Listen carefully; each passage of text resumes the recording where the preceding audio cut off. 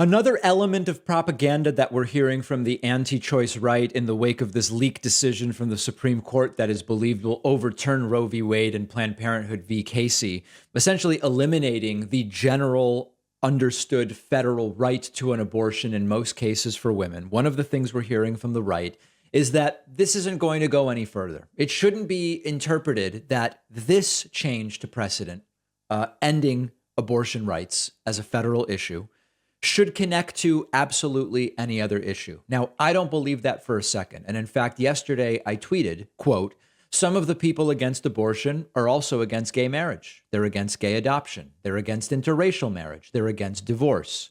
Some are in favor of it being legal to fire people for their sexual orientation or gender identity, which is already legal in many states. This won't stop here for sure.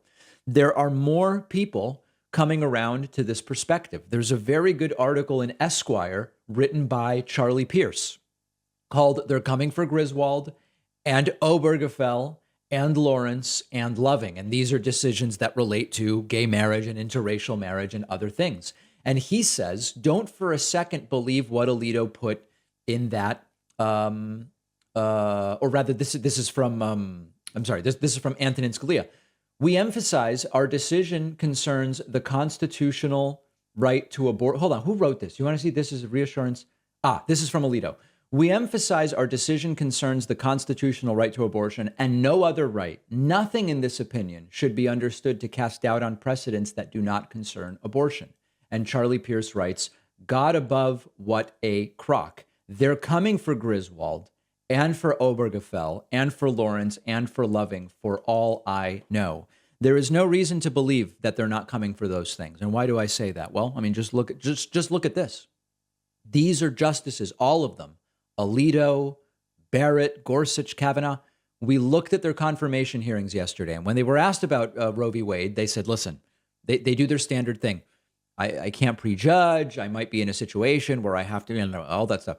But I respect precedent. And yet here they are all voting to overturn precedent. We can't trust them as far as we can throw them. And we're already starting to see an inkling of this among the right. One such example is this guy, Charlie Kirk, who said, if we can get Roe v. Wade overturned, anything is possible. You don't stop after a major win. You try to get another one. Hello, everybody. Welcome back. Email us your thoughts, freedom@charliekirk.com. I have so many other thoughts to kind of unpack here, but I want to kind of get to one in particular, which is if we're trying to save the country, which we are, and we're looking at repealing Roe versus Wade, it changes the entire game. There'll be obviously extraordinary blowback on this, unlike anything I think we've ever seen. But this takes courage, simple courage by the 5 justices if they do what they're signaling. And that's something that's in short supply right now from our leaders. It's kind of like oil coming above surface. It's a sign that there's likely more below. Boy, is courage in short supply, but I think there's more than we even can put our eyes on right now. And if we can get Roe versus Wade overturned, anything is possible. I want to tell you guys about Hillsdale College. Yeah, so I don't care about Hillsdale College, but this is not going to be the end. And it could be contraception as part of Obamacare that they go for.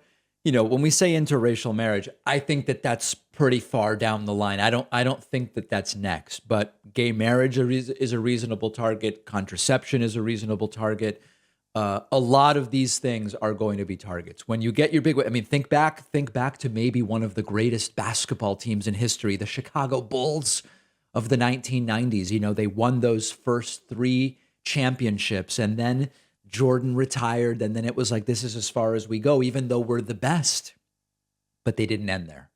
They had to come back and keep going, and they got 3 more. And I don't find anything equivalent morally between people like Charlie Kirk and the great Jordan and Scottie Pippen era Bulls of the 1990s. But in all seriousness, you don't stop after you get a major win. You actually keep going, and that's very, very scary stuff. One of our longtime sponsors is Vincero Collective. If you don't know Vincero yet, it's the place to go for quality watches, sunglasses, and more. Serious style, undeniable quality, and total versatility put Vincero really at the top of the game, and their newest watch release is no exception. It's the Argo Automatic. It spotlights everything I love about Vincero. I got the Argo Automatic in frost white. This is a dive watch, which is, of course, a staple in the watch world, but I really think Vincero found a way to make this one stand out. I love the gradient blue accent of the hour markers against the solid white face. I really love all of their watches, and I own a bunch, but the Argo is probably my favorite so far. Vincero sunglasses and jewelry and other accessories are awesome too. An excellent way to elevate any outfit. Vincero Collective is giving my audience 15% off all products and free shipping. Go to vincerocollective.com/Pacman and use the code Pacman. The link is down below.